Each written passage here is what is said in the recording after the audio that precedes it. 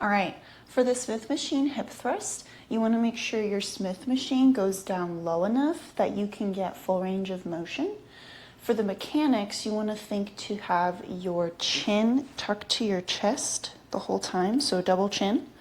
And then you also want to scoop your hips at the top. So you want to tuck your hips under your torso at the top of the movement. So you want to have an ugly butt, but it's for a good reason. You also want to make sure your bench that you're using is tall enough. So a lot of benches are usually too tall. So if you can use stair steppers, like with the risers, if you have a short bench at your gym, that works great. Ideally, you want a bench that's no more than 16 inches high. This one is about 15.5 inches high, so it's perfect. As long as when you're at the bottom of the movement, you can tap the bottom of your shoulder blades on the very top of the bench. So setting yourself up, you want to have a pad or a yoga mat or a foam block, something that you can put on top of your hips. You're gonna put that under the bar. You're gonna start with the movement at the top. Get your feet in position so when you're at the top of the rep,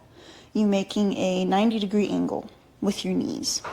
You're gonna unrack, keep the tension, go as far down as you can, squeeze at the top, scooping your hips, keeping your chin tucked.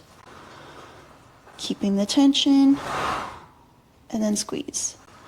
You see, I'm not completely moving my chest.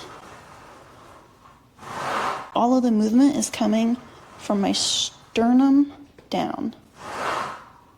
Squeeze, control, squeeze.